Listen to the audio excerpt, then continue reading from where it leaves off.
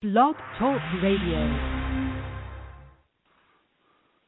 Welcome to Saturday Symposium, but first, Red Skelton.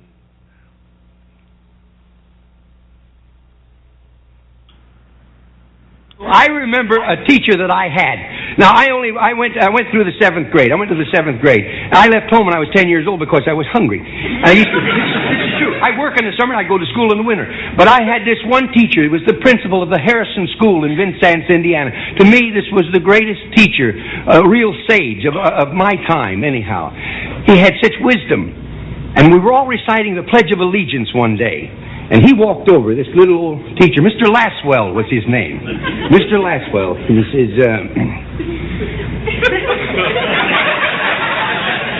says, I've been listening to you boys and girls recite the Pledge of Allegiance all semester. And it seems as though it's becoming monotonous to you. If I may I recite it and try to explain to you the meaning of each word. I, me, an individual, a committee of one, pledge, dedicate all of my worldly goods to give without self-pity, allegiance, my love and my devotion to the flag, our standard, O glory, a symbol of freedom. Wherever she waves, there's respect, because your loyalty has given her a dignity that shouts freedom is everybody's job. United. That means that we have all come together. States. Individual communities that have united into 48 great states. 48 individual communities with pride and dignity and purpose. All divided with imaginary boundaries, yet united to a common purpose, and that's love for country. And to the republic, a state in which sovereign power is invested in representatives chosen by the people to govern. And government is the people, and it's from the people to the leaders, not from the leaders to the people, for which it stands. One nation, meaning so blessed by God, indivisible, incapable of being divided, with liberty, which is freedom, the right of power to live one's own life without threats, fear, or some sort of retaliation, and justice, the principle or qualities of dealing fairly with others. For all. Which means, boys and girls, it's as much your country as it is mine. And now, boys and girls, let me hear you recite the Pledge of Allegiance. I pledge allegiance to the flag of the United States of America and to the republic for which it stands, one nation, indivisible, with liberty and justice for all. Since I was a small boy, 2 states have been added to our country, and 2 words have been added to the Pledge of Allegiance, under God. Wouldn't it be a pity if someone said that is a prayer and that would be eliminated from schools too?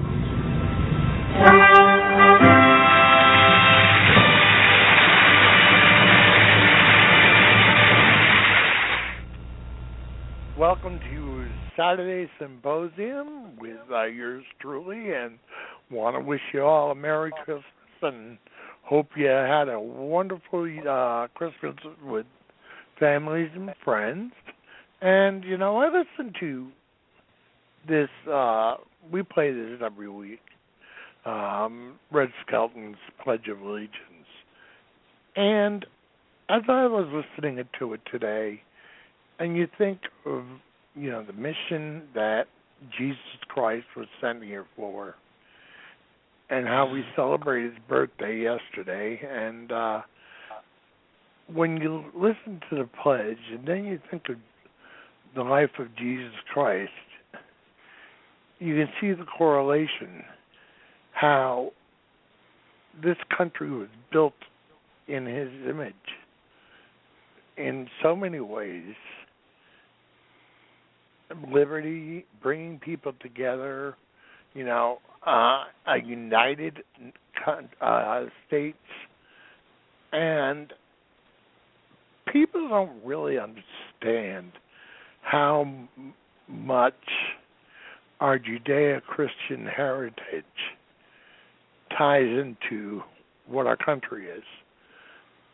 And, today I'd like to really kind of build on that. And we have with me, we have, of course, my co-host, Glenn, and our newest addition, Gary.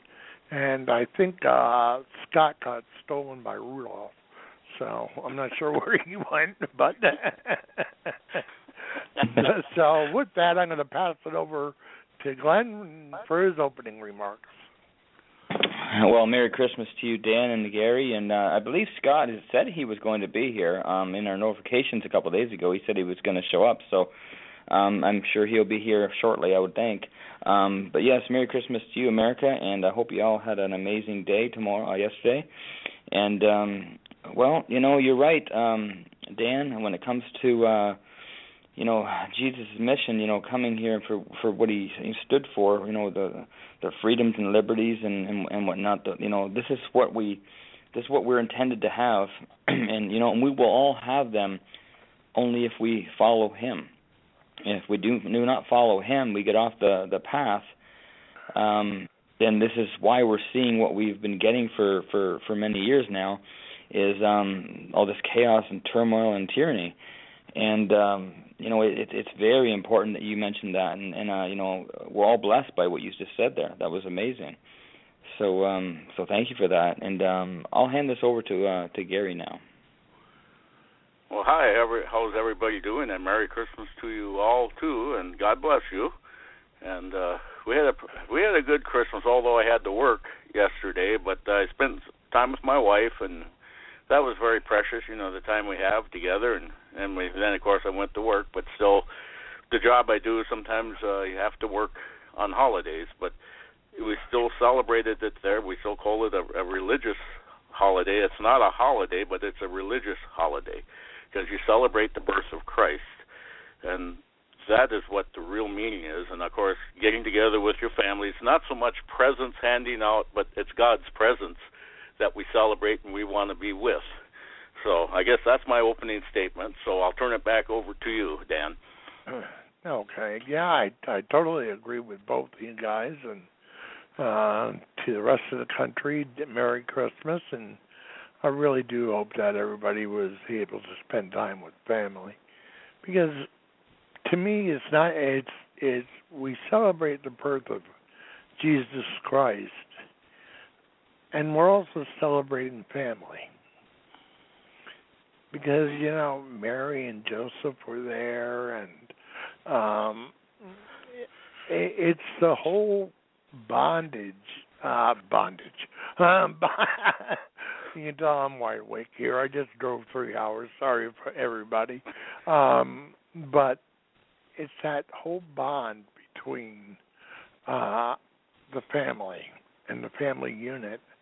And Jesus' early years, it was all about that. I mean, there wasn't much written about it in the Bible or anything, but we do know that he worked with his father, and he had siblings, and we know that through the Bible also. And it was his upbringing kind of showed you that how important the family unit is, and how we must rely on our family. And when our family is together, It's the way God intended it. And we kind of lost that over the last 40 or whatever years.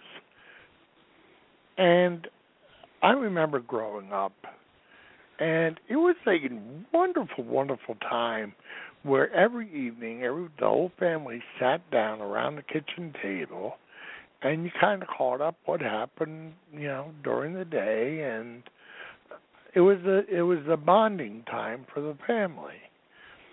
And that's gone away, and it's sad. It's children don't understand what they're missing. And I was talking about this the other day, is that, they think that we were missing things because we didn't have all these high-tech gizmos. But actually, I thought we had it better without the gizmos, without the internet and without all these other things. We had to use our imagination. I mean, if you gave me a stick, I could figure out 30 things to do with it when I was a little kid. We didn't need everything else. That stick became a gun, and then it became something to, push around a ball with, or, whatever. We always found something to do. And if you weren't doing that, you were climbing trees or, just exploring in the woods. And there was so much to do. It seemed like we couldn't get enough time in the day. We were always out doing something. And it was like our parents had to go yell at us to come in for dinner. And we'd come in, and it would be like, we'd be dirty and everything. But we had so many wonderful, wonderful things as children. And kids today, they're so tied into the internet and these online games and things, they don't understand the beauties that we had. I mean, just think of just laying down. Remember looking up at the clouds and saying, oh, there's a dinosaur, or there's a dog, and you'd create it in your imagination, and you relied on. And these were wonderful, wonderful things, and these have all been taken away from us by technology. And then you look at what is happening with our government. I mean, people are just... people are arguing about our First Amendment rights. I can't believe that. That they think that if we aren't saying something that offends somebody else, that it shouldn't be allowed. And they don't understand that's tyranny. Or taking away our rights to bear arms. That's tyranny. That's the only protection we have from a government overthrowing us. And if anybody ever picked up a history book and looked, they would understand that. Look what happened in Germany.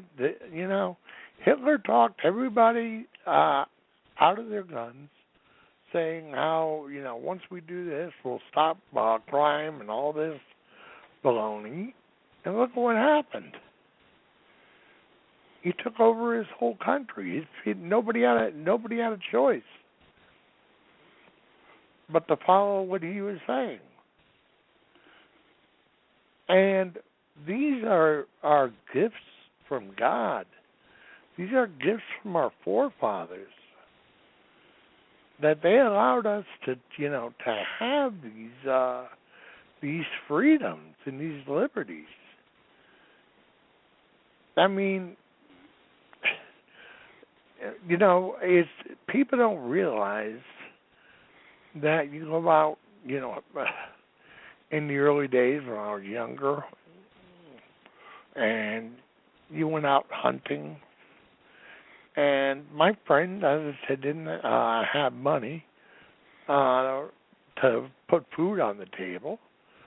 So we went out and we gathered the food on our own. You know, we went out and we went hunting, and we were able to, whether it was a rabbit or a deer or something else, but it was a blessing to the family because you knew that deer gave his life so his family could survive. It's one of those things. It's, you know, Jesus gave us these things and gave us the ability to be able to gather and bring back and feed our family. And we were able to speak our mind. If we didn't like what was going on, you spoke up, and nobody argued about it. You know, our Second Amendment rights were there, our 10th Amendment right was there, our Fourth Amendment right was there, and today all that's trying to be taken away from us by very misguided people. And it's so sad to see that happening. Is that these gifts from God are being taken away willingly by a group of misguided individuals. And they don't even understand it, which is I find it very difficult to understand in my own brain, because to all of us, and, Glenn, you'll say the same thing, and Gary, you will too, and Jennifer and Scott, that these are gifts from God that we need to protect. And then there's this whole side from the other side, and they don't even understand it. And it's really, really sad. And, they even want to take our holidays away from us. They want to take Christmas away from us. And Christmas to me was, remember going to you go to the village square and all the Christmas ornaments were up, and you'd see the nativity scene, and everybody was saying Merry Christmas, and everybody was in a wonderful mood. It was a really beautiful time of year, and I miss that so much. I mean, I went downtown here in Port Richey, Florida, and there's nothing. There's nothing to show the Christmas spirit, the spirit of God and His giving, and the glorious things that He has given us, including, the birth of Jesus. Because it was Jesus who really enlightened us to our modern day life, really. I mean, and He took it from the Old Testament and brought it in and tied the two together. And now we, our very country is a gift, as far as I'm concerned. This is our Constitution is the second greatest document ever written, only second to the Bible. And one thing that both had in common, it was through divine guidance that created both. And people don't understand that. And with that, I'll let you take it, Glenn, and you can take it from there. Well, you're exactly right there, Dan. That's the reason why, you mentioned about you have a hard time understanding in your brain what the heck is going on with these people being misguided, and it comes down to that one very thing that you're talking about, and that is the absence of Jesus in their hearts. If they do not have Jesus in their hearts, this is why I was saying before, and the last time I spoke was, we go down the wrong path, and that's what the devil wants, the enemy. So therefore, the enemy comes within the people, and he steals their joy, which is Jesus, and he steals, and he's a thief, and he just comes to destroy, and what he does is he takes over people because they allow him to, and so the only thing we have to do is pray for these people, because that is the glue that keeps everyone together, because the devil wants to divide and conquer, and that's what he does. He separates people so he can come in like a thief in the night and do what he does. And it's unfortunate that people get sucked into that. The Lord's Prayer, it says in there to lead us not into temptation and deliver us from evil. So that's our shield. That's our protection. Our from the flaming arrows that the enemy has to give us. And with having no shield on, it's like putting battery acid on a wound. It just gets worse and worse and festers. And before you know it, affects everything in your whole body, everything around you. Everything. It just, you cannot survive without God, without that presence, because He is our healer and our Redeemer.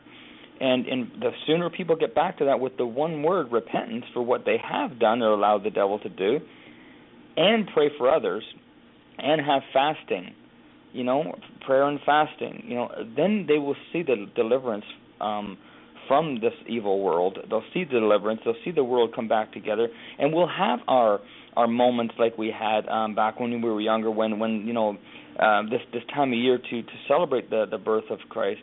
We'll see that people are more joyous and they come together, and the nativity scenes and all the things where people are joining hands. And you see, that's what I'm calling for right now, this moment, is for every American, for every Canadian, for everyone in this world, everyone, to join hands, and I mean even physically join hands, to actually come together.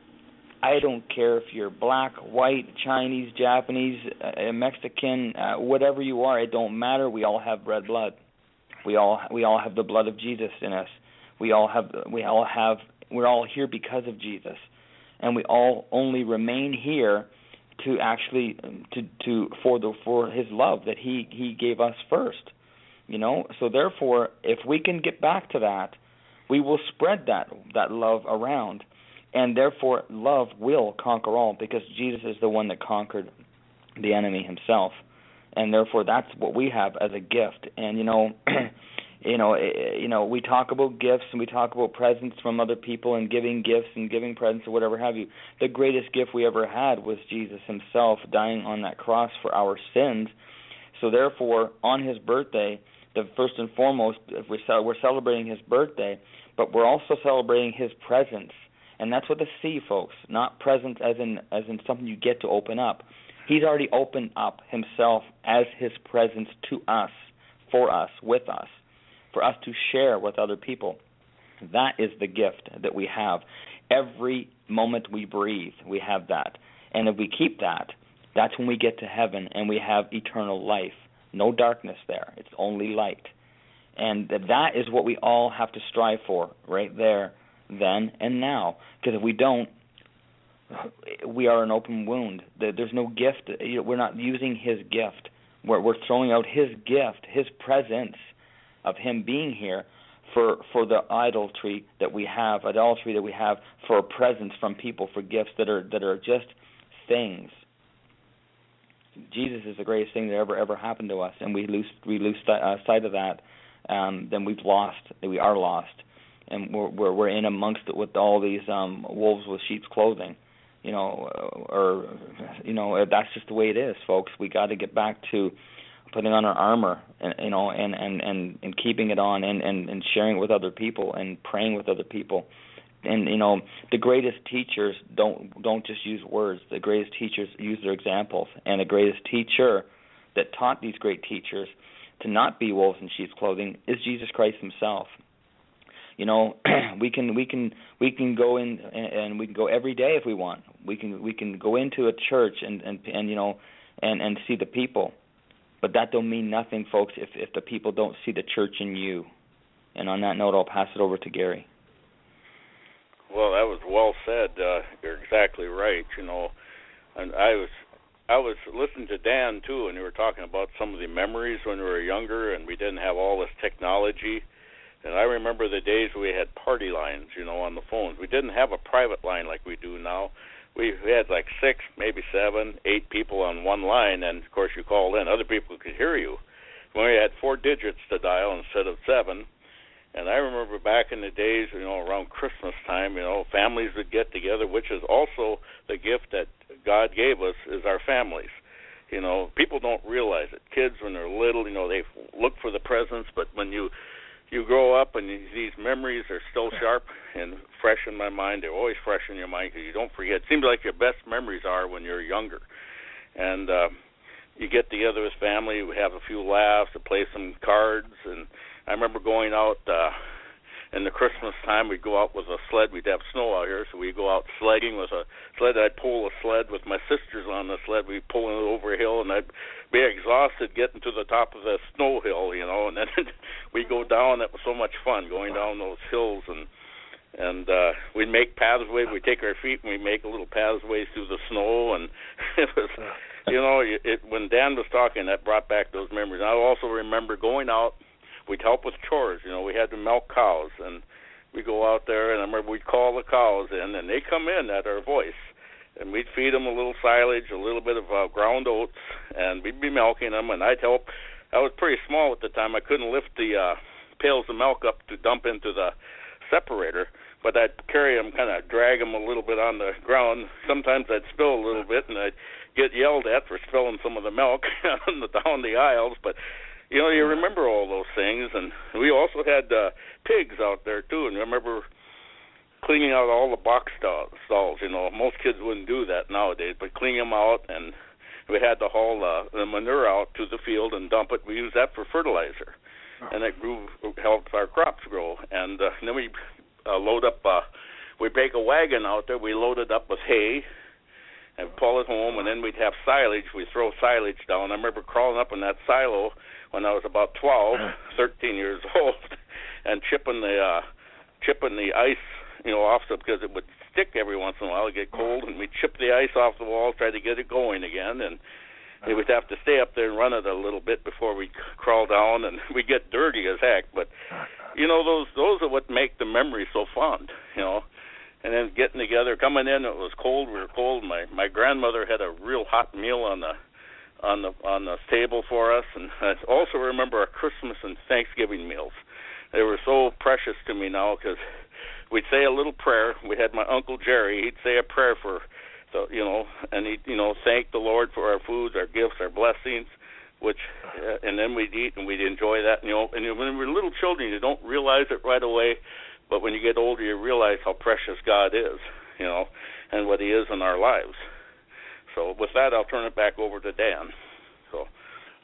I agree with you 300%, Gary. I mean, it's you don't realize it when you have it, but when you start thinking back, and I mean, Christmas, as you said. Well, I grew up all three of us grew up in cold country, so New England is pretty nippy around Christmas. And, usually this year is not, but, every once in a while Mother Nature decides to throw a little curveball at you. Oh, yeah. But that happens. I mean, but I remember, getting on my flyer sled, and you'd go down, the hills, and you'd have a blast, and you'd flip the sled over, and you'd roll, and snow would be going everywhere, and it was like, you loved it. Even when you came up with a face full of snow, it was wonderful. I mean, it was fun. It was a blast. And then you'd be all cold, and especially on Christmas Day, you'd run into the house, and I remember, my dad would have a big fire in the fireplace, and you smell all that wonderful food, and it was warm, and it was like, the first thing your parents are doing, take them snowy, shoes, boots off, before you started tracking snow all around the house. And yeah, snow and mud. Exactly. And, of course, the dog who's been rolling in the snow will come into the middle of the living room and shake. I remember that, too. That was inevitable, I mean. Yeah, get us all dirty. Exactly. And it's like, it's not my fault, it's the dog's.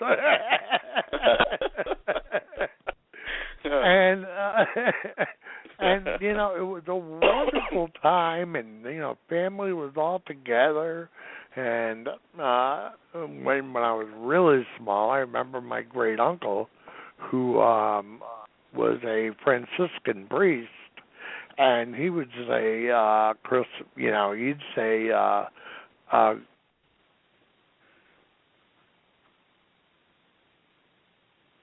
hello? Are you there, Oh. Glenn? Oh, Yeah, Joe? I'm here. Yep, Dan. Dan? I mean, Dan. Glenn. Yeah, are you there, Dan? Dan. We lost Dan. I think Dan dropped off. He'll have to call back in, I guess. Oh, my gosh. Oh, okay, yeah, that happened the last time I called in. So. Yeah, it happens quite a bit. I don't know why, but it's just... Do you have any childhood memories and stuff about Christmas and family and stuff, you know, and... Oh yeah, there are so many that you know you guys touched on some that brought back memories too. You know, of just being a kid and being around relatives and you know and whatever have you and friends at this time of year. You know, up in Canada, of course, it's you know just like it is where you are. Sometimes worse, of course, being further north. But it's you know we go out in snowmobiles or toboggans and.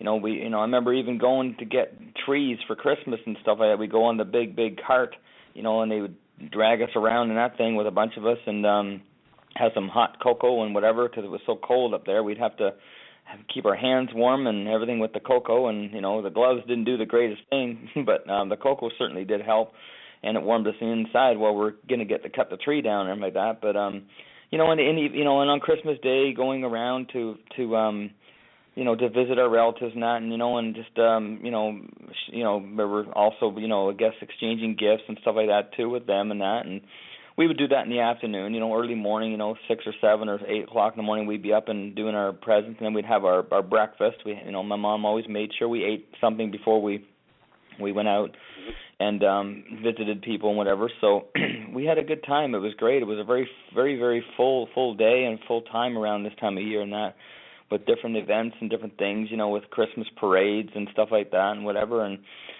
sometimes I was involved in parades as I was growing up and whatever too, and that, being part of the stuff and events and whatever like that, getting involved in any way I can and that. So, being the oldest boy, I had a responsibility for my younger brothers and that, and I had 2 older sisters, but being the oldest boy, I was, we had a lot of responsibility as being the oldest male in that. So, but I look back and it gave me a sense of responsibility too. That, I have that with me today. With different things that I have to do. So it very, very joyous occasion, very, very fun times growing up in that. And you look at kids and that they may be having some fun as they see it and know it, but it's not the same kind of fun that we had because we didn't have the restrictions that we have now or they have, and we're not dumbed down as they are now too. So it's just too bad that they have that. That's what they know. We can tell them all the stories and everything, and they just can't relate to it a lot because of how we've been. Our freedoms and liberties have been shattered and whatever, and them being dumbed down more.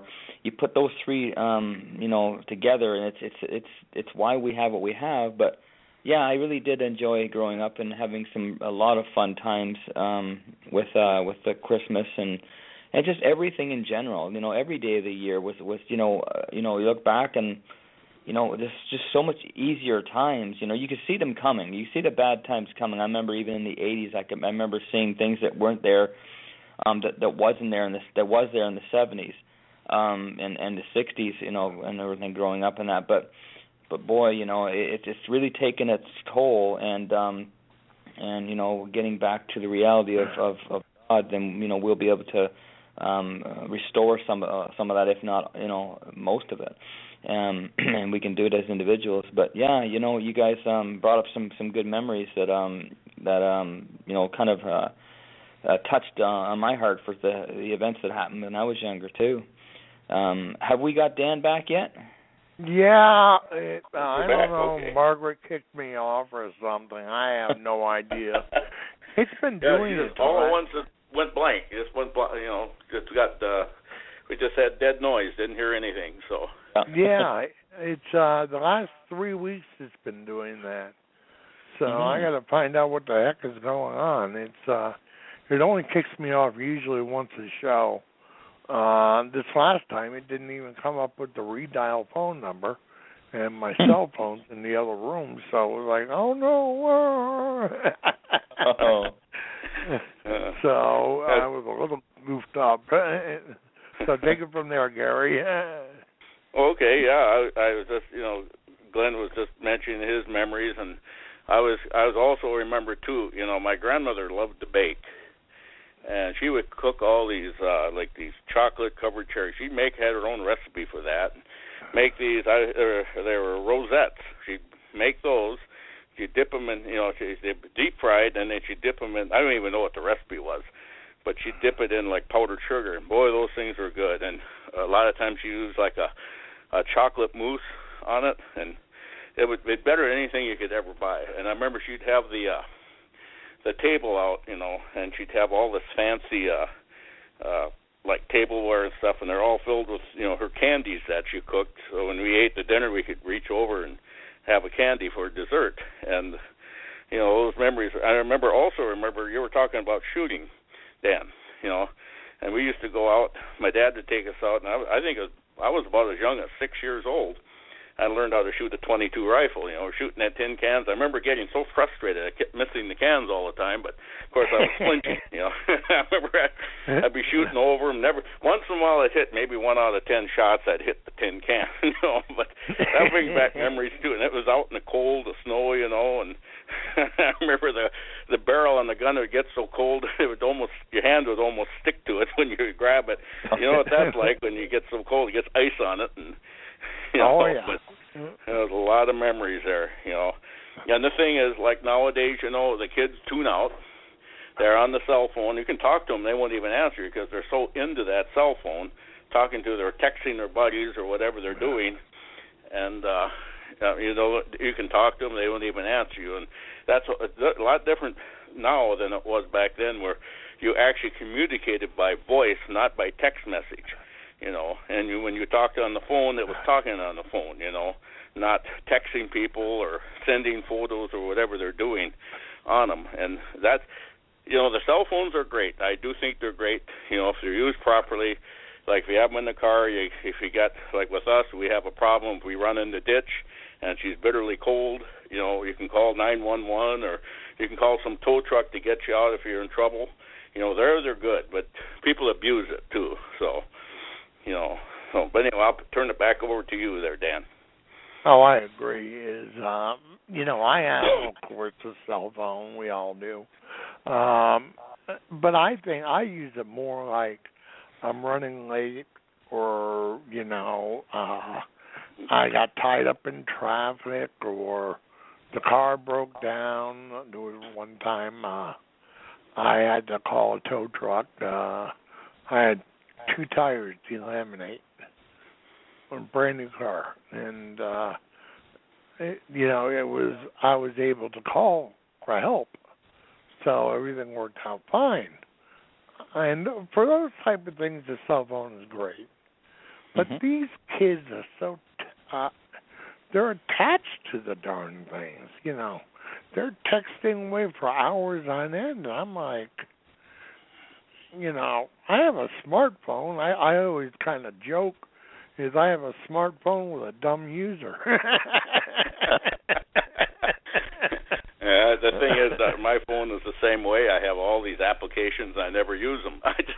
I basically use it just to call people, and I don't text people either. For me, texting, those little buttons are so small. You have to have the hands the size of an infant, to push. Exactly. So I guess I'm misspelling words. I mean, you can't even read what I'm writing, So I don't know. use that.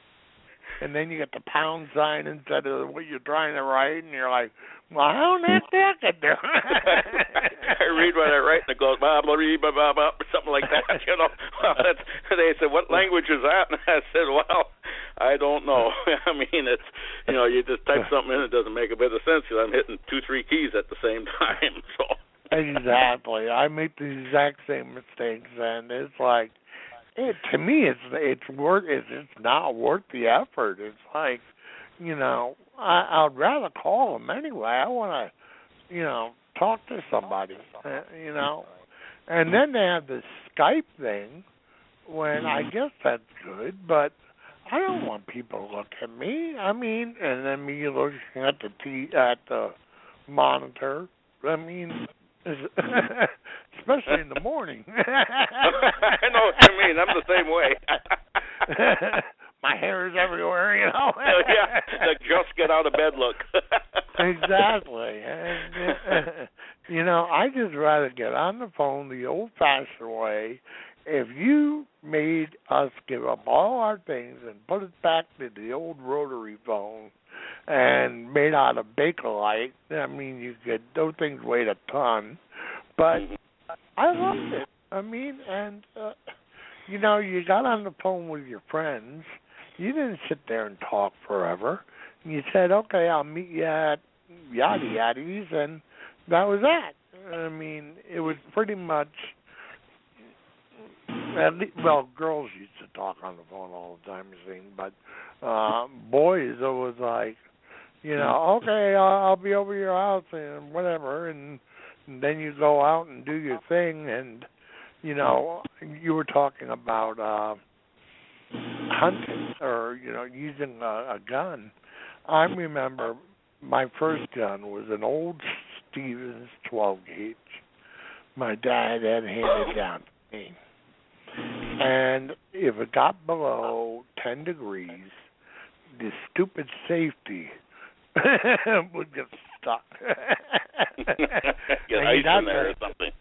Yeah, you'd have to use I used to have to carry a Zippo with me so I could warm it up. And then I'd push it forward and it would be like, okay, now I can.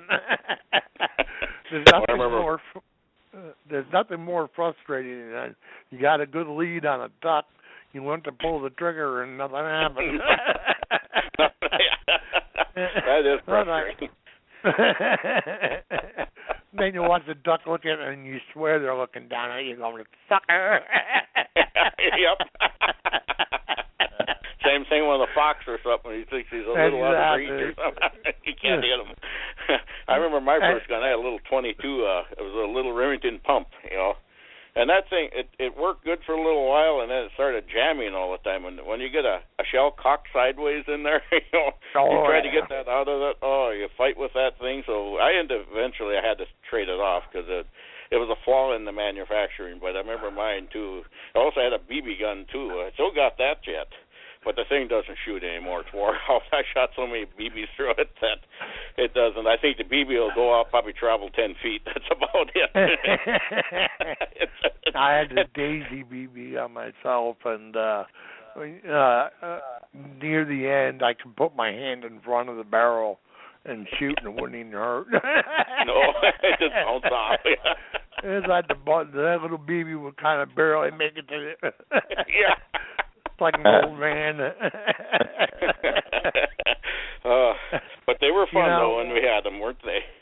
A lot of fun. They were a blast. I mean, and kids don't remember. It was like, do you ever watch? I'm sure both of you have watched A Christmas Story, and he wanted to get the Daisy BB gun. Yeah. And it's like, oh, you shoot your eye out, kid. But one thing it did, it taught us safety, too. I mean, you treated it like a real firearm. It taught us safety, because it would actually take an eye out if it hit somebody in the eye. I don't know about lethality and stuff, but there are some BB guns that even would kill a person if they hit them right, But the daisies I don't think were all that powerful. They would kill like a sparrow or something like that. You know, these little sparrows that go in their shed. Of course, they make a mess all over our equipment, so we go out there and shoot them with a BB gun to get rid of them because they were a nuisance in there. So. Well, my mother used to get all upset about the squirrels getting into the bird feeder. So I would take my Daisy BB gun and pop them in the rear. And never, I got one story. It's kind of funny relating to that. My grandmother, she liked to shoot too, you know, and she shot all the way up until she was like 95 years old. But I remember she was trying to get rid of birds, you know. She had a little 38 special, but we loaded it up with shot, you know, like 7.5 shot, because we know she'd shoot at them up in the tree. Well, you don't want a bullet going up in there you don't know where it's going to come down at. Well, he got frustrated, kept missing all the time. He grabs her shotgun, fires it, took the half the tree, top of the tree right off. Kind of reminds me, we had laughed so hard on that. I wish I would have had that on video. That was 5 birds fall down. We didn't even see the bird. I think it disintegrated. Yeah, I laughed. Our tears are running down my cheeks. Oh, yeah, I remember my shotgun. You go after the chickadees or the small ones, and you shoot it, and all you see are feathers. Oh, we had a lot of laughs.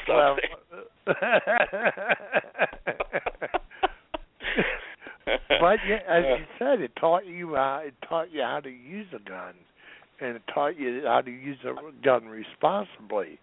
And you know, by the time you were old enough and you moved into higher powered rifles and things, you already knew how to handle it.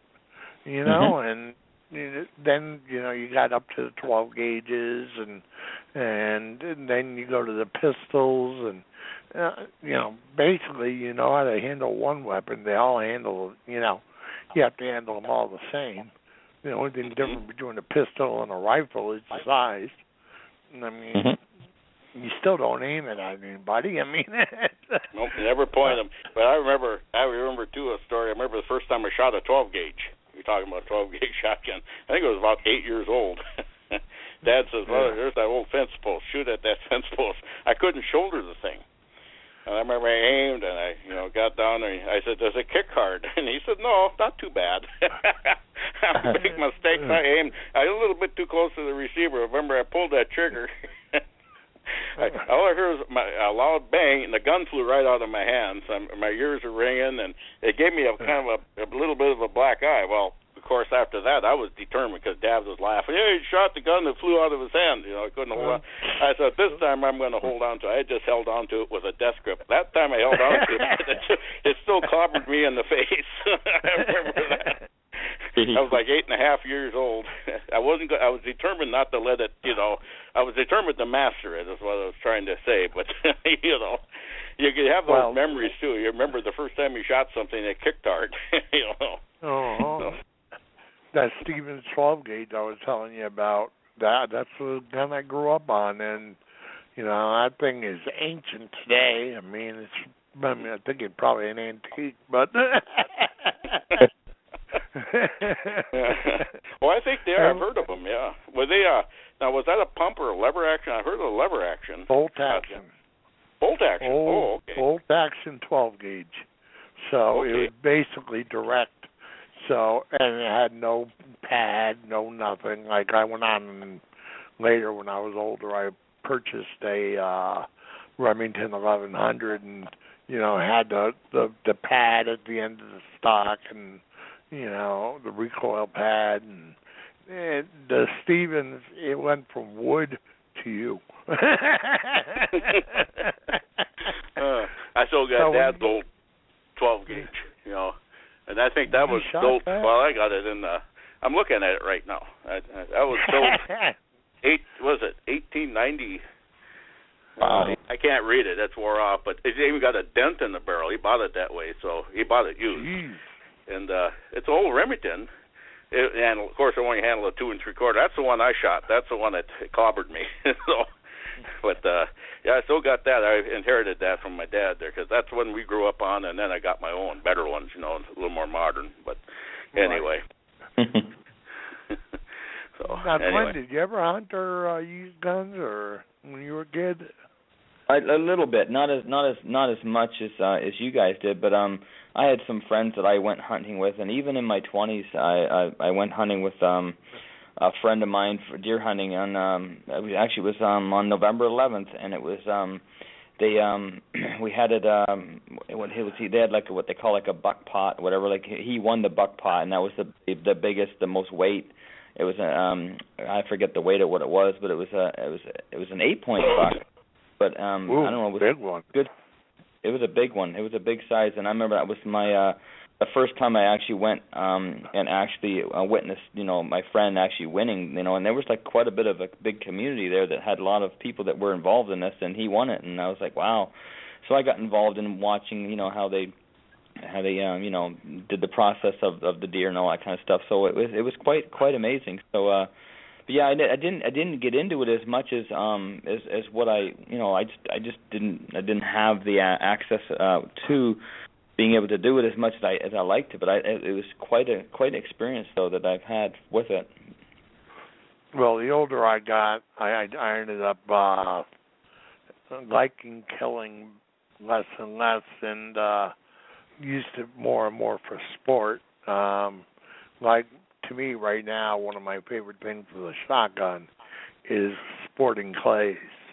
When you don't know which way the skeet's coming, and there'll be one rolling along the ground and one right from behind or directly at you, or and it's really fun because you gotta bring the weapon to aim it quick, and you got to get your round off real fast. And it really teaches you how to become very proficient with a shotgun, because you don't have you have a second or two, Yeah, it's quick reflexes. Very quick. I've tried that too. That was a lot of fun too. But if they were predictable, you could hit them every time. But if they were unpredictable, you'd miss most of the time. Some people got good at it though, but I was never good at it. I'd miss probably 3 out of 4. When they come unpredictably. Yeah, because you had to aim, and the problem is you have to follow through. Exactly. Regular skeet, when it's coming always from the same area, it's easy to predict because you know the flight path. But with sporting clays, you don't know where it's coming from. And that is, it's just like real hunting, except for faster. Well, if you ever shot at ducks, you know how ducks can be so fast sometimes. They can just take off, and by the time you get the gun shouldered and stuff, they're almost out of range, and you got to shoot fast and then something to lead them properly. That's the trick, is get them led. You got to lead sometimes 2 feet ahead of them to hit them, and that's hard to do because you can't. I'm not very good at predicting how fast they're flying, but there's some people out there they can shoot and just it seems like they can hit them every time. I never was good at that myself, but it was a lot of fun trying. Well, we used to duck hunt mostly. That was our big thing. When you went out deer hunting, a deer usually just, if they're running, usually don't even shoot at it because you're not going to get it, or you won't get a good shot. Deer, I used to go out with my friend, and I have a 30. I used the 30-06, and you'd be 200 yards away, and you just scope it in, and I'd usually find a crotch of a tree and just lay the gun there and just nice and easy pull the trigger, and the deer maybe move his head up. You got a good shot, and that deer wouldn't maybe move 10 feet, and then he'd be on the ground. Yeah, but I kept on going over there. I always thought it was Bambi's dad. See that big brown eye looking up at you, Well, some of those deer, they can be pretty vicious too. If you invade a buck's territory, they can go after a person. Oh, I know. It's good to have a gun anyway, those horns are pretty nasty, and so are their hooves. Their front hooves is what they use as a weapon. Yeah, they rear up and they start kicking you. And it's like they try to box you, except for they got sharp things on the end of their... I've had one time go after me, and I ended up shooting it. It was lucky. It was during deer season, and I had a gratis where you could get one or the other, a doe or a buck, and I ended up shooting it because I didn't want to be trampled on, So I ended up shooting it, whether it would have been deer season or not. I would have defended myself, but that one I just took home, we gutted it out and dressed it out, and we used the meat. We got the meat for it, so. Oh yeah, I mean, one buck will give you a winter's full. It'll fill the freezer up, and you'd be set on meat for a long time. And there's nothing like venison burgers, and you do everything you do with a cow. I mean, well, we used to make venison chili, which is really good.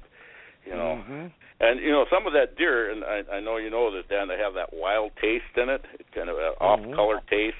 And I found out you put the meat into a Ziploc bag, and you put some French onion salad dressing in it, let it marinate for a couple of days. It gets rid of that foul taste, and it tastes delicious. It's better than anything you can buy at the store. Oh, definitely. I used to have. I've even had teriyaki venison. That's good too. Oh yeah, those are a lot of fun. Some years we didn't get deer, but some years there was one year opened up at noon, and I believe I had my deer like 15 minutes later. So I mean, and it was a doe, but it was a nice sized one. And usually does taste better than the bucks. Yeah. Yeah. So Darren is on. Anyway.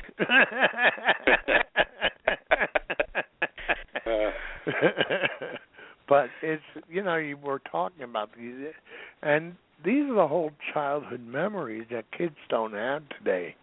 I mean, most kids are in the suburbs or something, and they don't know what hunting is. And people think that, because I grew up in Rhode Island, people think that the whole state is people. And it's actually, the state is very, very small right along the bay. That's people. And then the rest of it is woods.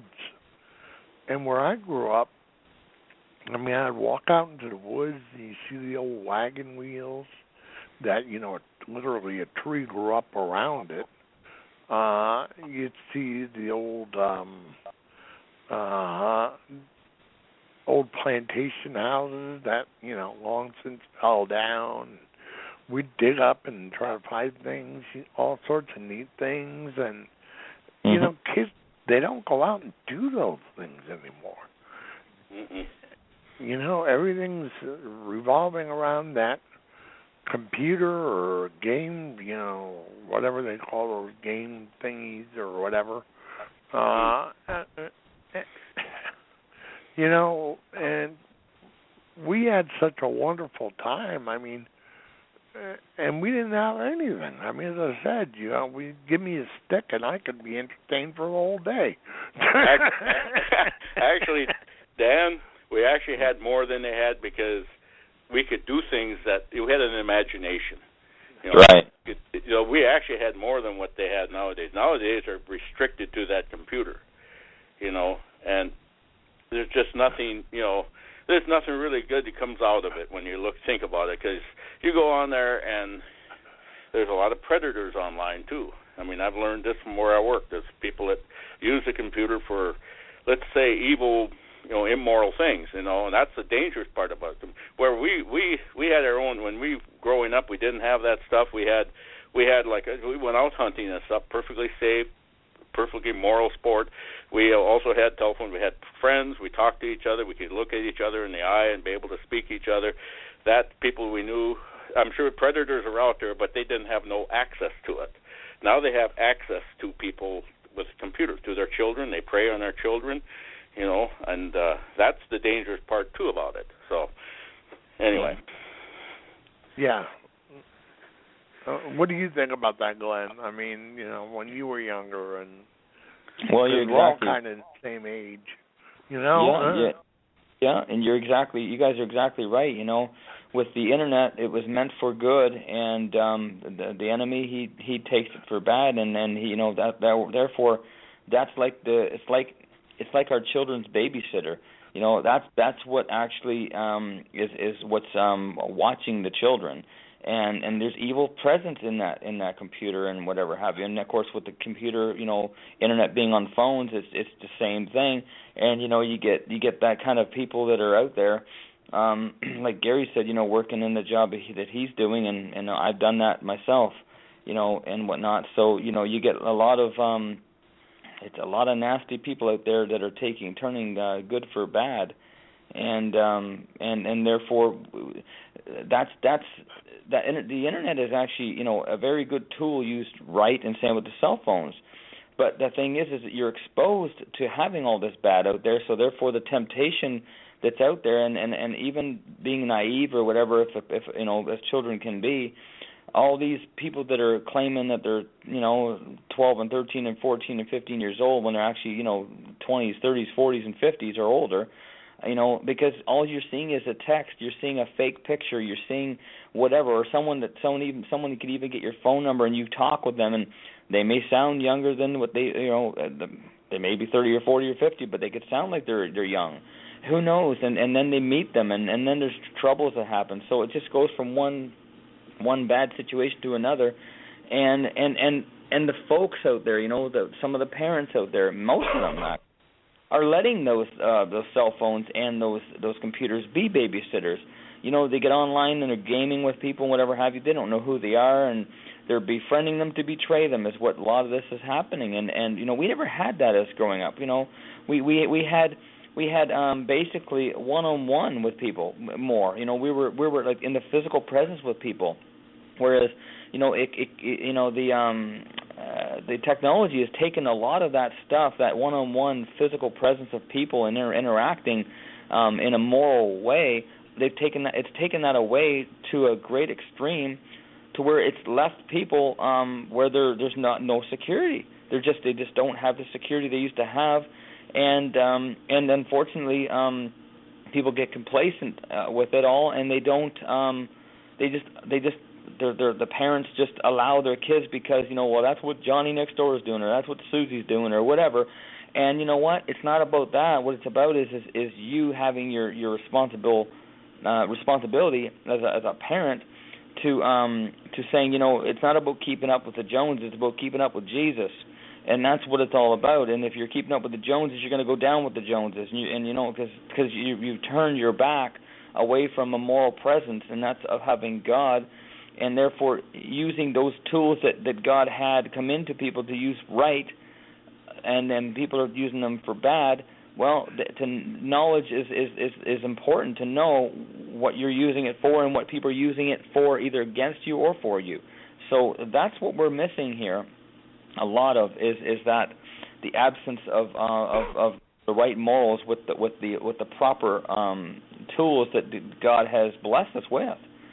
So that's what I find that's really, really gotten out of hand, and therefore the one-on-one physical communication with someone is almost a lost, presence. It's almost completely gone. So. Mm-hmm. Exactly. Gary? Well, Glenn's exactly right. Well, I'm going to add too. Back in the old days, our parents watched us a lot more. Right.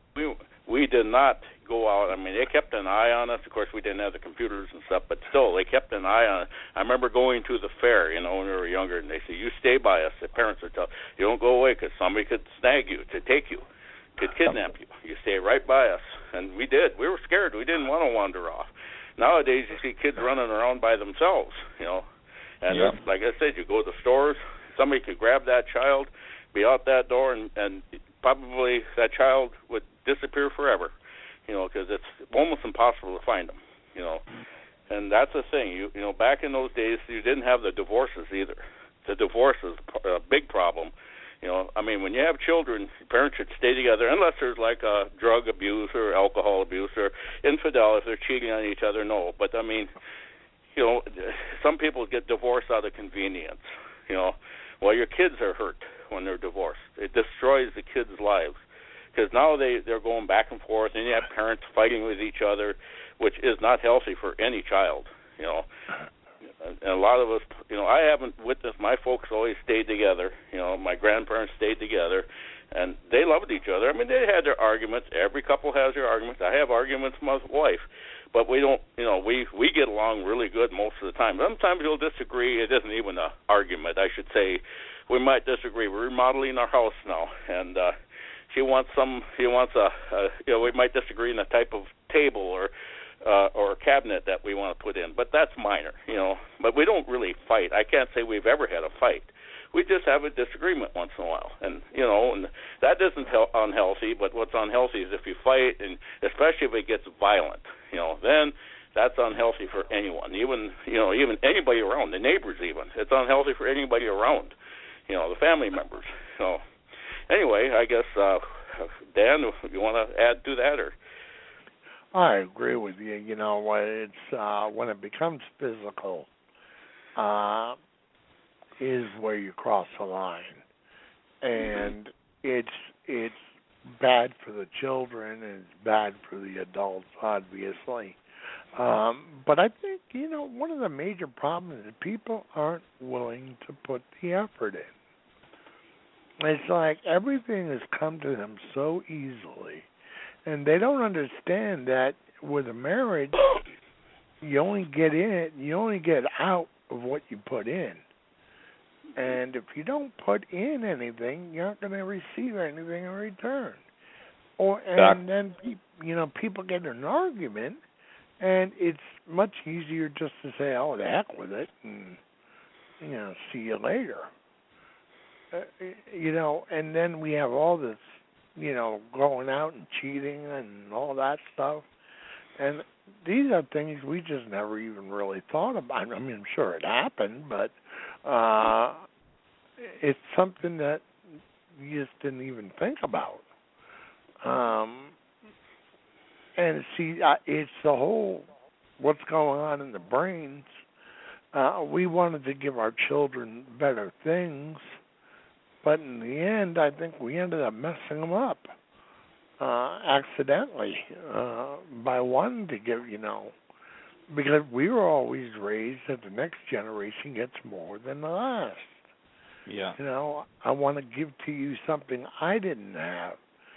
And this, especially recently, all of a sudden all this technology's here, and we're giving them things that are actually being negative. They have a negative consequence. As Glenn said, when we were growing up, everything was one out. You went out to play with your friends, and your life existed around a very small group of people. And today with the internet, everybody's all over the place. You can be talking as well, just like the three of us are talking.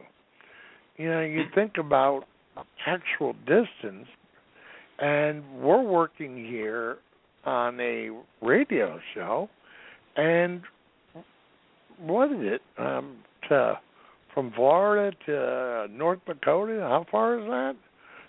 15. Well, let's see, how far would that be? 1,800 miles, somewhere in that area? Probably 1,800 miles, yeah. That's a good thing about the internet, because look, we all become kind of like a family now. Got to know each other a little, and we talk to each other. We're talking to each other on the phone, not on the internet by text. We're talking on the phone. We can hear each other's voices. Right. And that's this is one of the benefits behind it, is that you can meet wonderful people and who can actually become friends of yours over great distances, but it can be used for evil also. It's like a double-edged sword, and it all depends on how you use it. I mean, we've all had it. I'm doing I'll be doing some research on something, and this is what I love about the internet, being the history freak that I am. I'll be researching something, and then all of a sudden, you get clicked over to a dirty page, and you're looking at, a naked woman is like, how the heck did I get there? Yeah. And then you try to get rid of it, and it keeps on bouncing back at you,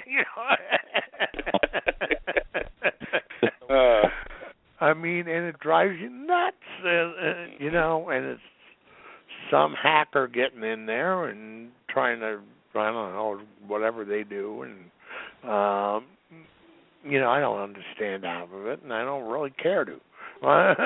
It's like, I use it, God gave this tool because, if you think of how many people we're reaching,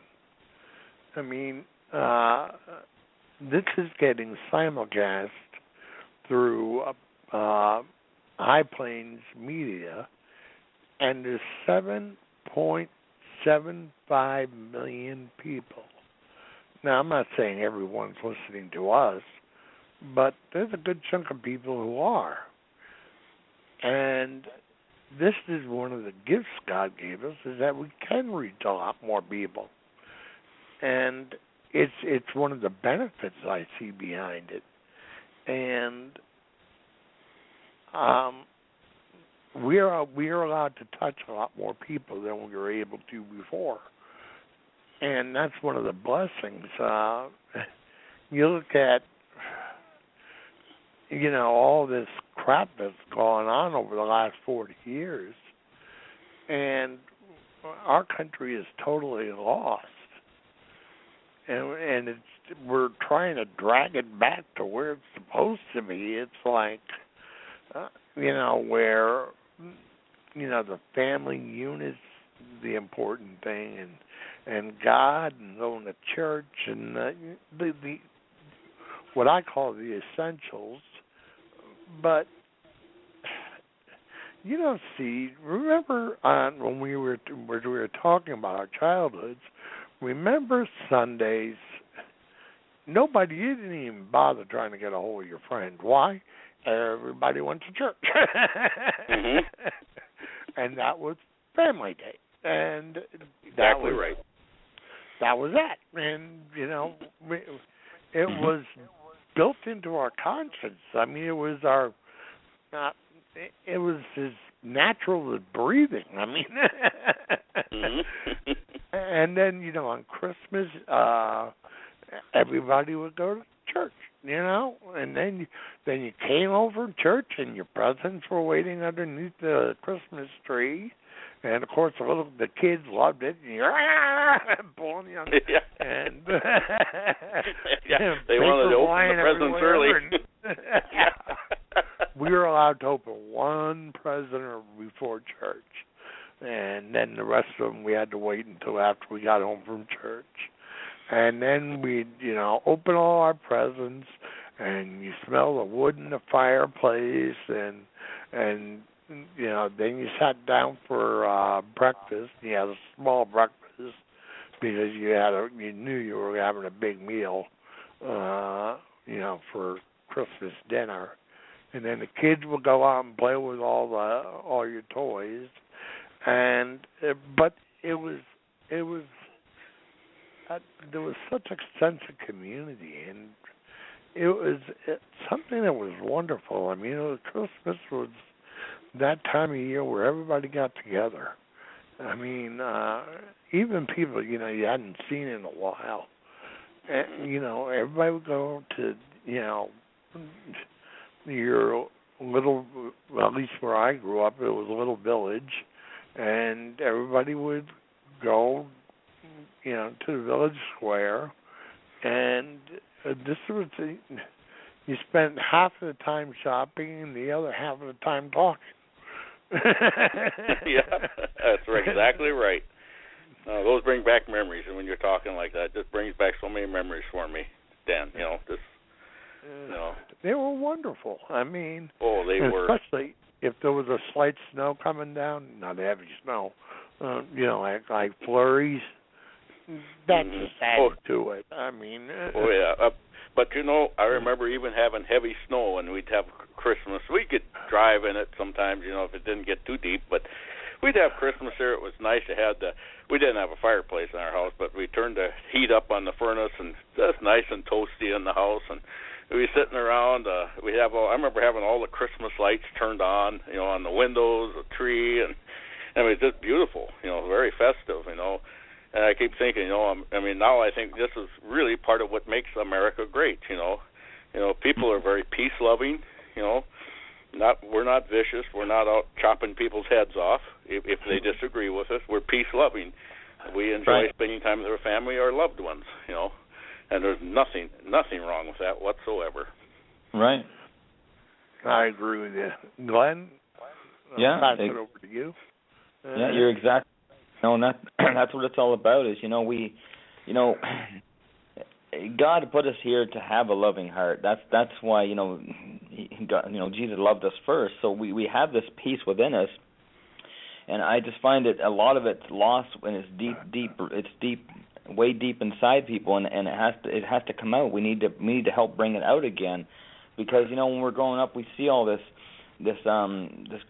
peacefulness around everybody. You'd walk around anywhere, summer or winter, and you didn't have the worries that you would have now with how people are, plotting to get you, so to speak, and whatever they're doing and whatever. It's all like devious nature now, it seems, for most part.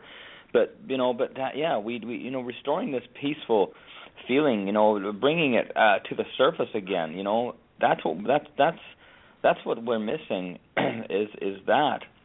And it's sad when you think of it, because we growing up, there was, don't get me wrong, there was some bad people out there. There was murders, there was rapists, and there's people kidnapping or whatever. We had that, but you know what? It just seems like everything. And of course now we have more of the news media, which is even more negative, and it's not just negative, but it's a bunch of lies too. And they tell you what they want you to hear. But we didn't have all the exposure to all of this evil stuff. We didn't have it. It seems like now it's like 98% of just this negativity. Whereas back when we were younger, we might have only had 20 or 30% that was not that great. Now it's so flipped on its rear, it's unbelievable. And it's just one of those things that we have to get back to joining forces with God, and that's the only way we're going to conquer it, because it's so, like you're saying, Gary, we're so missing that. We're that peace, and even just the word peace. I mean, just actually listen to yourself when you say the word peace. You got a sense of peace. Just listen to the word peace, and that's what's missing. There's just so much turmoil and tyranny that's caused from the authorities that we elected in, and whatever have you, and even our neighbors aren't as peaceful and loving as they would be back when we were growing up in that. So our kids are suffering from that, which means our future is suffering from that. So getting back to that peaceful, loving nature of being honest and helpful and protecting everybody around us. In a good way. That's what we're lacking, and we want, once we get the knowledge around to knowing that that's what's missing, and people connect with that, then they realize they have to disassociate with all this negativity that they have that's causing the peace to be omitted from our presence of everything around us. So you make a good point there, Gary, with that. Thank you. Mm-hmm. Okay, take it, Gary. Your turn. Oh, my turn? Yeah. Well, I keep exactly on going around the circle. Oh. All right. Yeah, exactly right. I mean, like I said, like today's show, I mean, we talk about, we reminisce in the past, and I think that's very healthy, because we talked about our past, what our memories are, and our great memories. All of us probably had a few bad memories, but, I shove them aside, because I like to remember the good memories. Those are the ones so memorable. I mean, I remember my friends at school. I remember we used to celebrate Christmas at school. I mean, it wasn't a holiday or a midwinter holiday. It was actually, we celebrated Christmas, and we actually celebrated Jesus' birth, and that's what we did at school. And even though it was public school, at one time the government was more pro-God, and it's not now anymore. But I remember we'd celebrate it, and we'd bond. The kids would bond. We'd all had to get each other gifts. We had to draw names. We had to, get each other gifts and stuff like that, and which was very healthy, I thought, But anyway, I guess I'll pass it back to you, Dan. There. Well, I agree with you, and you just brought back another memory. It's the teacher you'd reach into a little hat or a little container, and you'd pull out a name, and it brought the class together more, and you'd walk down the hallways, and we on the hallways, going between classes and things, we had these big cork boards, and there'd be a Santa Claus up there, and you'd see Rudolph and and all the reindeer, and you see little Rudolphs made up, and it was wonderful. All the kids. I mean, you actually got kind of pumped up at school about the whole Christmas spirit. And as you said, the government wasn't anti-God then. They understood, and then, it was the Supreme Court that came along, and they started goofing everything up. And they got God mixed up with religion. And there's a big difference between God and religion, because religion's a man-made thing. God is the guy who made it all. That's right. He created everything. Exactly. And you see, and if you go, anybody, I keep on telling people this, you go to Washington, D.C., and you look at our oldest buildings around the Capitol, around the Capitol, our oldest buildings, every one of them has carved in granite God. Mm-hmm. Yeah. And even though we passed freedom of religion as part of our amendments, it wasn't freedom from God. It was freedom to be able to choose whether I'm, Jewish or I'm a Catholic or a Protestant or Baptist or whatever. It was saying that the government cannot tell you whether you're going to be a Baptist or a Protestant or a Catholic. Exactly. And that's what they meant between, freedom of religion. And they turned it also is that you look down, I mean, if people picked up a history book, they would realize the reason why the First Amendment says freedom of religion is because of the Church of England. That was the whole where it came from. And then when we came over here, the Pilgrims did the exact same thing. You were either went along with the religion, or they kicked you out. And it was I keep on bringing this back because it's my home state. But Rhode Island turned around and said, no, every religion is allowed. And that was the first of those colonies that actually practiced freedom of religion. Mm-hmm. And this is where the other side gets it wrong again. We said separation of church and state. That meant that you aren't going to tell me I'm going to be a Baptist, or you aren't going to tell me I'm going to be a Protestant. That's what separation of church and state is. And then these people start blabbing it off as if it is in the Constitution, and it's not. There's no place in the Constitution that says that. It says it allows you the freedom to choose for yourself. But you know something? It also told us, if you look at the Declaration of Independence, it talks about God.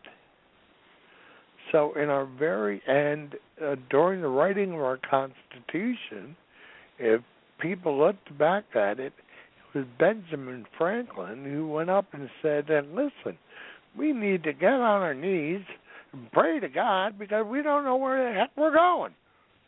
And all we're doing is arguing amongst each other. And once we got on our knees and started praying, and Franklin said, we're going to have a different member of the clergy every day. So that meant everybody was covered. And you know something? As soon as we got down on our knees and prayed to God for guidance, the Constitution came together. It's real simple. I mean, it all goes back and that's how we created our Constitution.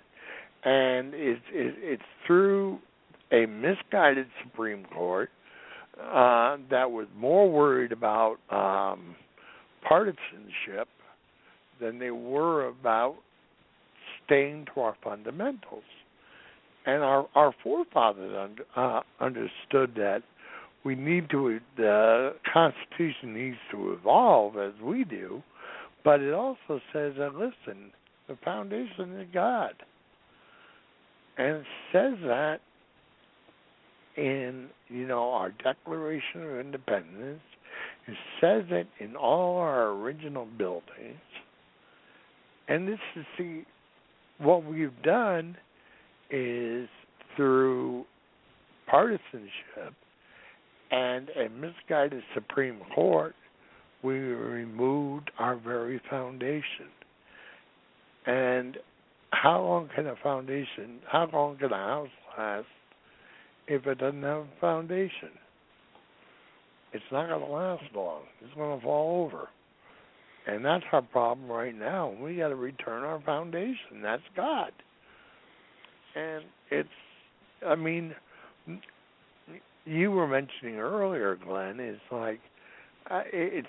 for us who have God in our lives, it's very difficult to even understand where these people are coming from. It's because my head's here and their head's, I don't know where it is.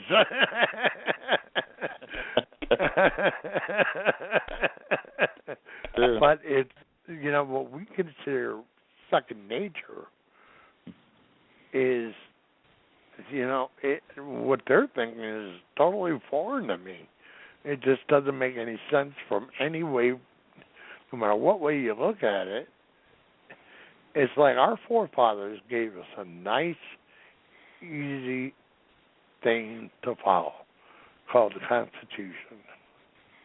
And as long as we follow that, and then we understand that the separation of power is to eliminate corruption.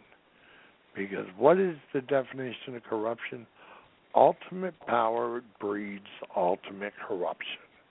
And that's, our forefathers understood that.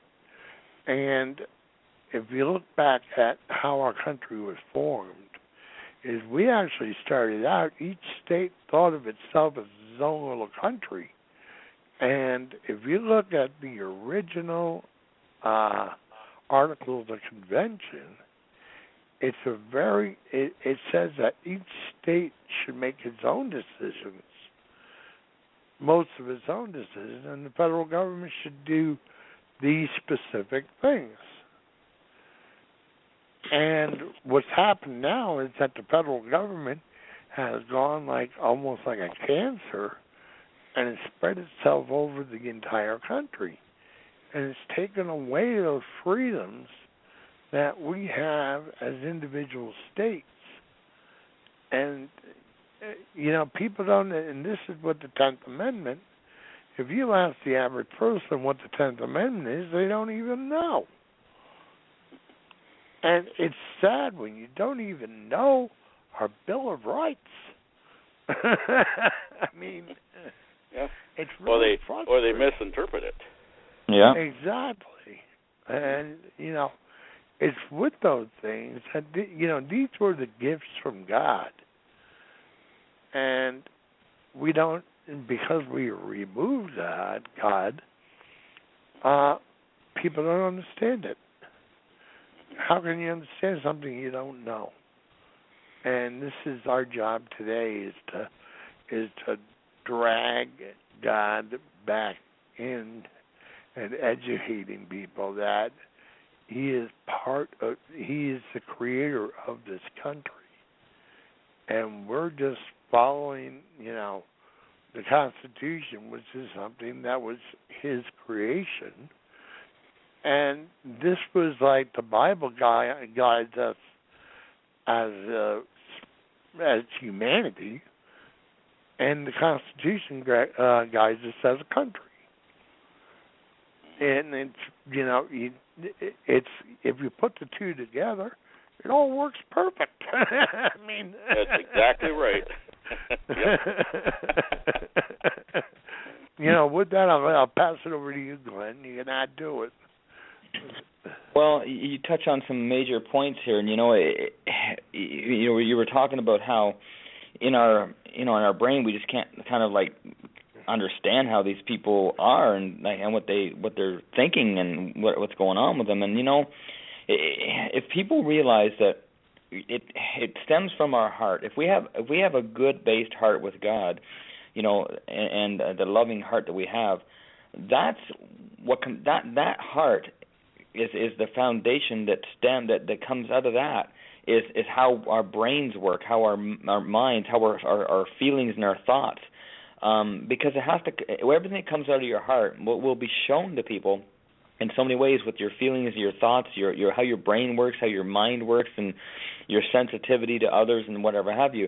If you don't have that core foundation of Jesus in your heart, then that your brain, your mind, your mental capacity, that's the devil's playground, and therefore then you're not going to have the intended or desired feelings and thoughts that God had instilled in us.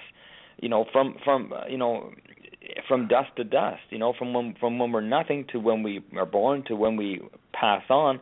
It's our responsibility to be tapped in with God and the understanding of that, and we lose all that. Then what happens is that's where we can't relate to some of these people who go like, wow, we understand because of what I just said, but we can't relate in the sense of to the point of we don't want to relate to that. We don't want to actually be a part of their thought process and their brain and how it's working, whatever, because we know that it's because of the absence of God in their heart. They don't have the core foundation heart that's needed to actually to actually confront the enemy, the devil, to actually not have the capacity like that to be able to think and react that way, because we're responsible for how we react, and we only react out of our heart. Because if whatever we're lacking in our heart, we're lacking in our brain and our speech and our thoughts and our feelings, and all comes out into the presence of other people, and therefore they see what we're really about by that. We're not perfect, but at the same time, if we're being followed or being led and want to and have that craving to be led by Jesus Christ, then we'll be led down the perfect road, and we shall not sway from that road.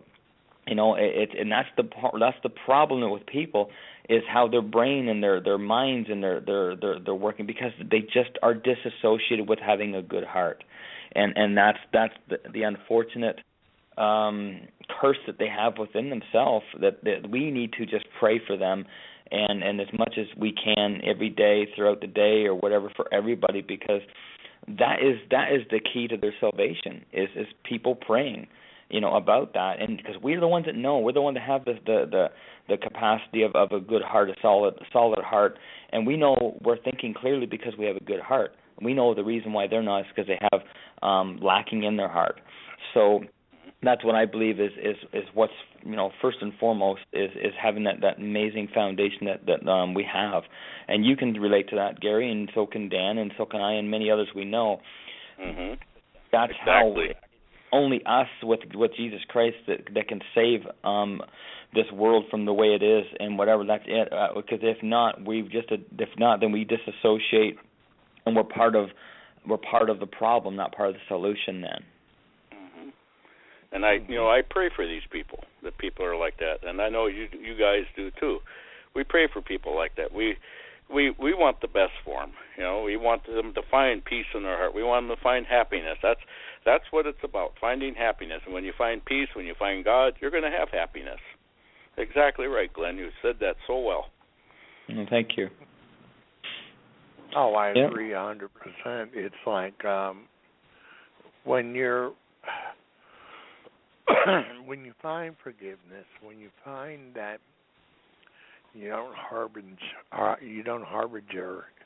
those negative feelings and those negative thoughts, you find out that you're a much happier person. And when you have God in your heart, you are a happier person. I'm always happy. I am.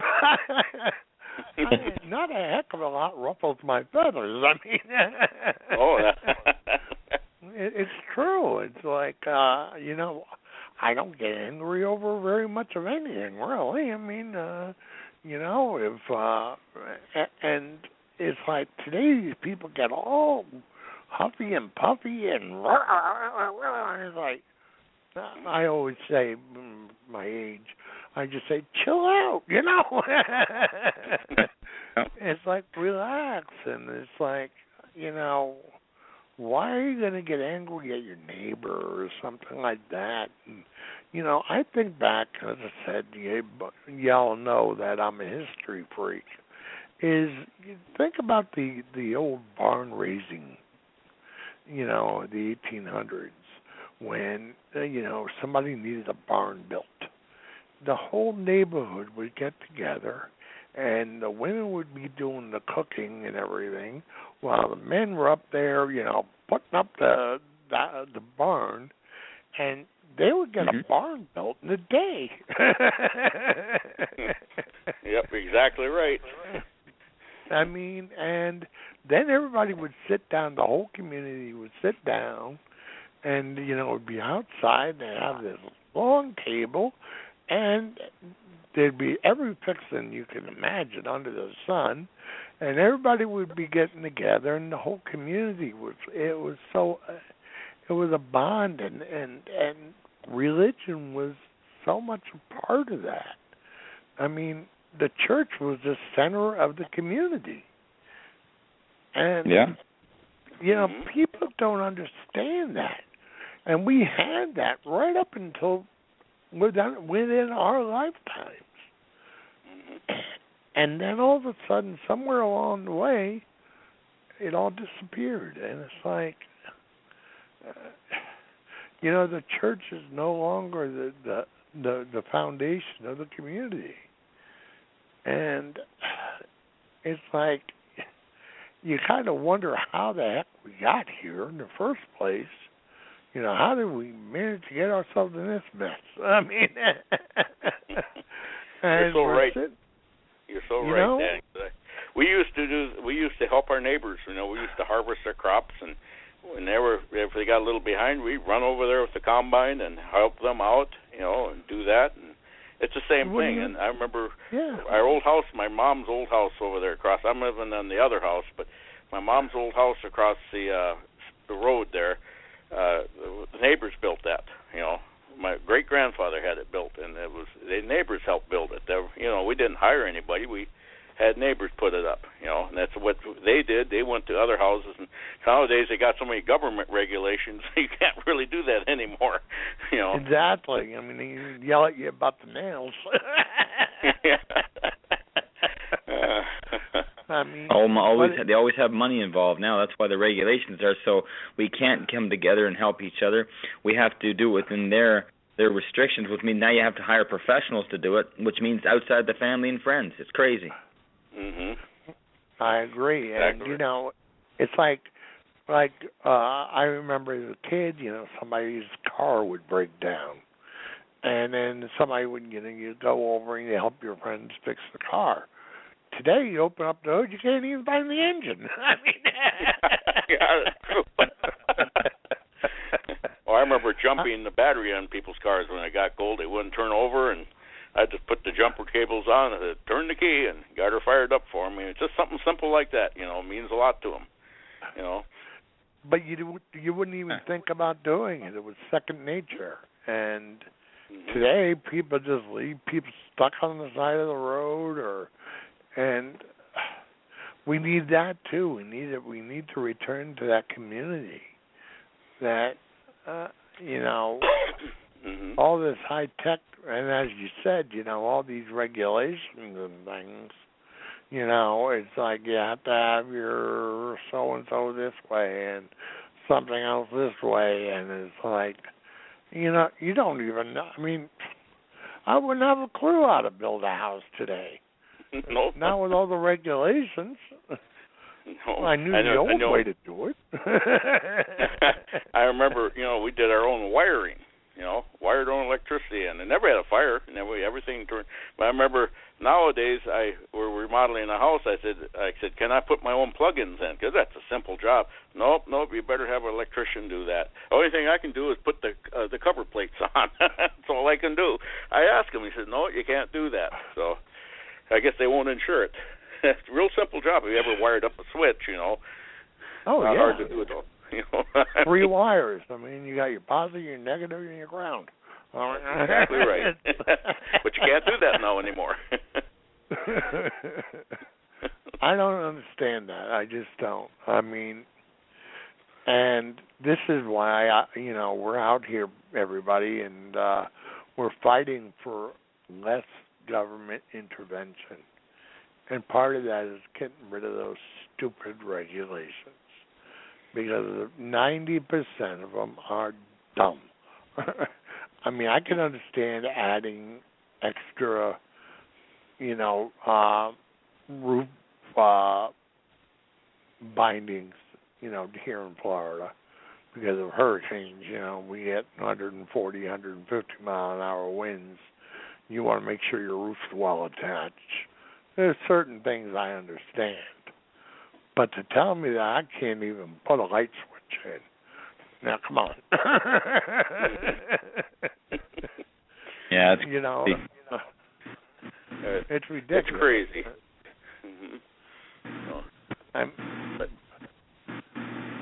Well, Glenn. Well, yeah, you know, you're both exactly right. You know, something that are very simple and whatnot. That, you know, you have even instructions with those little switches and boxes and what like this. I mean, it's nothing to them. It takes you all of 2 minutes to do that, you know, and that's it. And you put the cover plate on it, and you're done. Everything's working fine again. You know, I don't get it, but it all comes down to the mighty dollar and control. You know, a lot of it's control. They want to be able to have the say that, you know, and they did this over time with all little things, and you know, it just got worse, gradually worse, where it wasn't all at once, so people would freak out as much. It just kind of took it slowly and slowly and slowly, clawed away at this, and now just the basic simple stuff like that, they're now taking over and wanting to regulate that and tell you that you can't do that by yourself. You have to have, you know, basically 5 or 6 years of schooling to do that. I mean, and I won't even get into the schooling because they dumb that down too. But it's all because they want to be controlling us, because they want us to fear them. They want basically to take everything and make money off it and keep the money for themselves when it comes to that, because if they have more rules and regulations, then they can justify the control that they have, and it just keeps feeding each other. The money and the power, you know, that they have, it's all feeding each other, one over the other.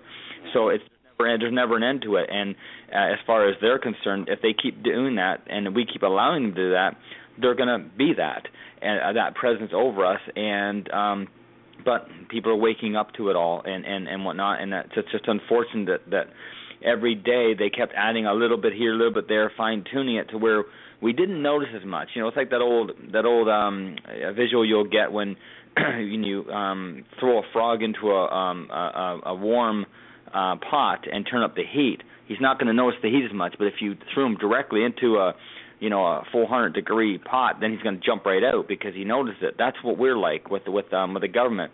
Most people did not see it as it was unfolding, so it got hotter and hotter. We started sweating. We started like, hey, this is too hot. I'm getting out of here. And this is what we're doing. We're getting out of it, and we're getting back to God, and we're getting back to having God control us, not the government. So we're getting there, and it's shows like these that we have every week that God's presence is known with it, and therefore the government that's involved in what they're doing, God says, "Come, return to me, and I will heal your land." So this is just what we're needing to have, and I really do believe it's happening. It's just we all need to have a voice in this, and everything will be back on track. And I'll hand it over to you, Dan. Oh, I agree. I mean, it's we have just. I mean, for instance, today I wrote an article on Christmas, and I went to close Microsoft Word, and you know what it came up right in the middle of my screen? It said infidel. And it's like, how goofy are people? I mean, it's just, I just don't even, this is my own computer. It's like, I don't even know how you got in there to do it. To write something like that, it's like,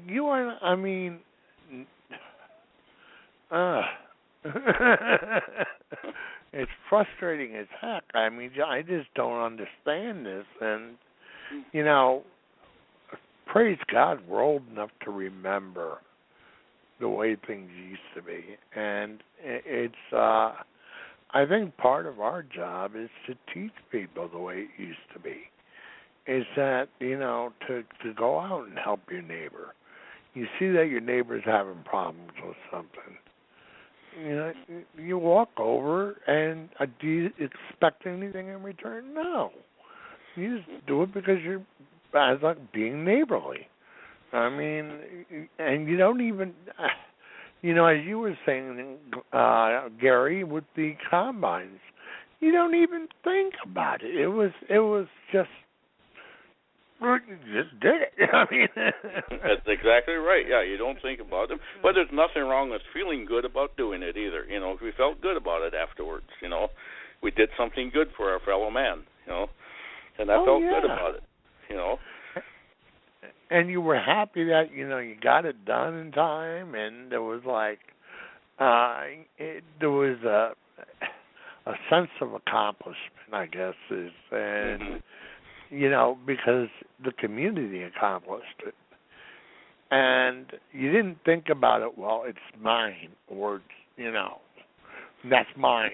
No, it's kind of everybody's, even though, it was your crop and, you're going to benefit for it.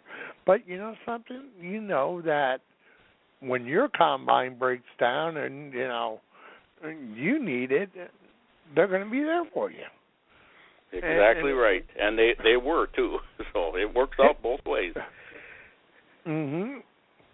And everybody gives and takes, and if we all work together as a people, and we can still do it today, even with all this modern gizmos.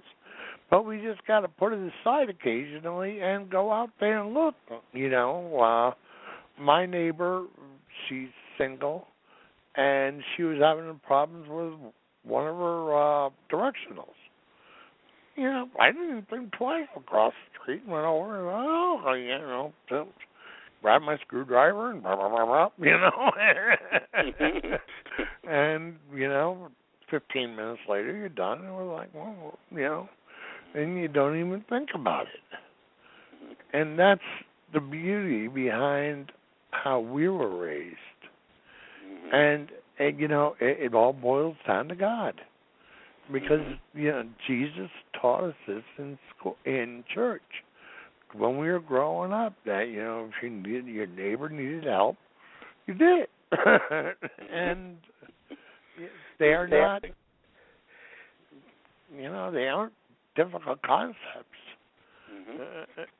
You know, and if we turned around and started doing a little more of that, all of a sudden you'll start being able to see a little more.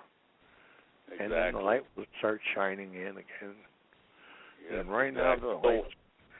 So well said. And, you know, so many people out there are just in it for themselves. And I've seen that a lot too, you know, and I always believe that down the road they pay for it eventually, you know, when they're only self-centered. But when you do things for others, you get rewarded. You know, it's always a reward, you know. I believe in God that way, you know. God's like that, you know. Exactly. I mean, that's what God taught us. And that's what Jesus taught us. You know, Jesus would be like, "Yeah, help your fellow man," and you may not be rewarded that very second. And that's another problem with people today, is these kids expect immediate gratification, and you don't. The gratification comes with the giving. That's exactly right. I mean, it's really that simple. And this is what Christmas is all about. It's the giving. I mean, yeah, Jesus. You think about yesterday, as we celebrate His birth, and it was God giving us. It was the ultimate. Jesus was the ultimate present to mankind. And just like, you know, Jesus Christ died on the cross. Why? He didn't do it for Himself. He did it for other people. He did it for all of us, yep. Exactly. And Amen. This whole concept, this whole, you know, and if we can do a little bit of this, by just giving to our fellow man, the return is tenfold. And it may not be something tangible, but it is tangible, actually, because it goes right into your heart. And that's the beauty behind being, you know, having God and learning the Gospels and having Jesus in your life, is because you can see that the payment comes back in an entirely different way, and it's 1,000 times better than any other kind of present you can get. I mean, and that's the whole meaning behind Christmas. And you know, today's topic was. We had fun just giving to each other by sharing our memories. Amen. Amen. I agree. You know, and you know, when we get off the air in 10 minutes, we're going to sit down there and go, wow, you know, I got a lot out of this, and it was giving of ourselves to each other. And that's the foundation behind believing in God. I mean, if you really break it down, it's not that difficult to understand. No. Exactly right, Dan. You know, yeah. And you take it from here, Glenn. Well, I agree with you 100%. You know, and that's what we need to get back to just our solid foundation and everything, and you know, and we see these people are starting to turn, and it's, you know, it's really, really good to see that, you know, slowly but surely people are getting back on track and whatnot. I just got a notification on my phone that there's a tornado watch for Texas here. Uh-oh. Yeah. Well, I'll pray for you. For your area? Yes, it says we're at 77 degrees, which is really mild, but it's tomorrow's supposed to get rain there like this. But they're saying right now we're coming to where it's some kind of a tornado watch, so it's not looking good. So how does the weather look outside? It's looking okay, but I'm starting to hear some winds come up.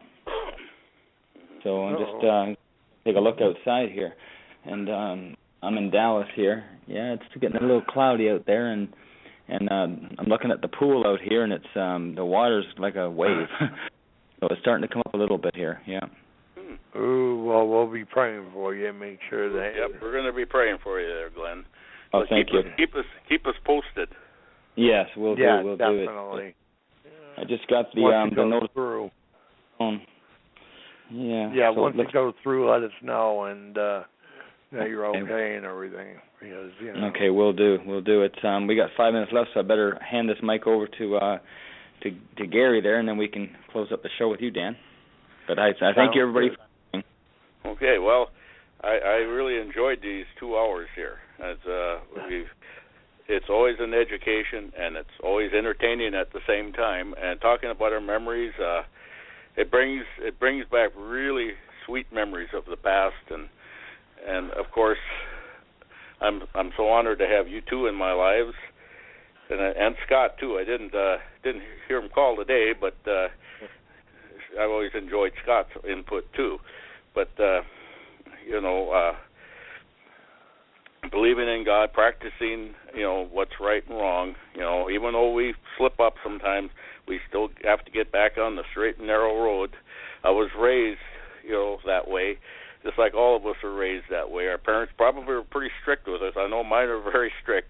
It made us mind sometimes. Sometimes we, we fought back, we rebelled. I think we all were rebellious at one time, but they did it for us. They did it because they loved us, and they also knew that God loves us, and they tried to raise us, as much best they can to bring God into our lives, and I always, especially when I'm older now and I'm in my early 60s, I realize how precious all that is, how precious our parents were, our family was, and of course God is super precious. I mean, he's controls all that, or doesn't control it, which I use.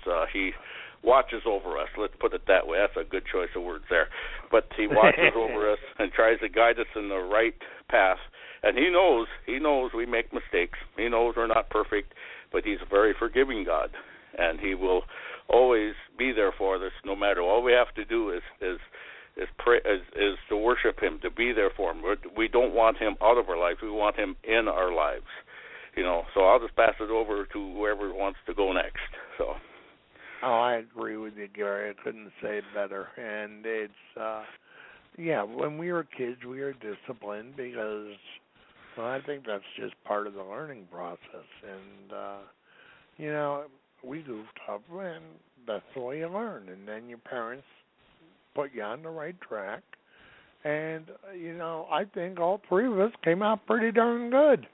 I mean, and now that we're on the downside of the mountain, but it's our job to pass on to other people, to younger generations, so they can learn.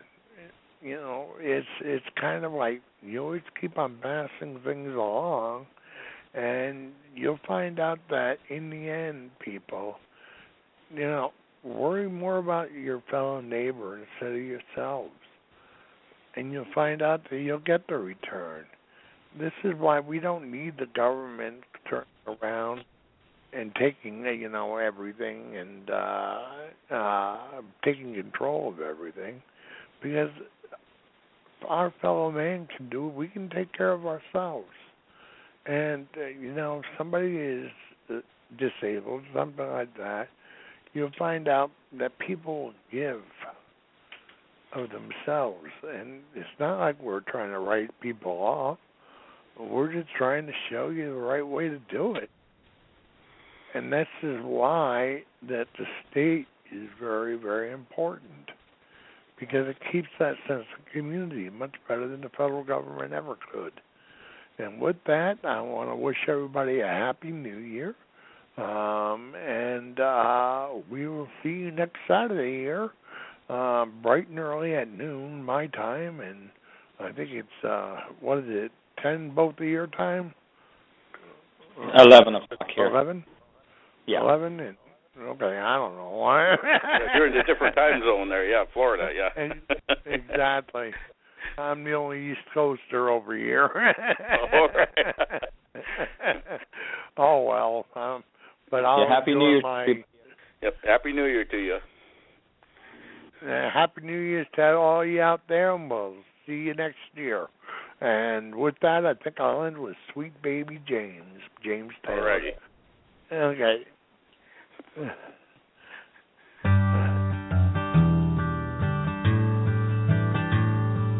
is a young cowboy who lives on the range. His horse and his cattle are his only companions. He works in the saddle and he sleeps in the canyon, waiting for summer, his pastures to change. And as the moon rises, he sits by his fire, thinking about women and glasses of beer, and closing his eyes as the dogies retire. He sings out a song which is soft but it's clear, as if maybe someone could hear. Good night, you moonlight ladies, rock-a-bye, sweet baby Jane. Deep greens and blues are the colors I choose. Won't you let me go down in my dreams and rock-a-bye, sweet baby Jane. Now the 1st of December was covered with snow, so was the turnpike from Stockbridge to Boston. Though the Berkshires seemed dreamlike on account of that frosting, with 10 miles behind me and 10,000 more to go. There's a song that they sing when they take to the highway, a song that they sing when they take to the sea, song that they sing of their home in the sky. Maybe you can believe it if it helps you to sleep, but singing works just fine for me. So good night, you moonlight ladies, rock-a-bye, sweet baby Jane.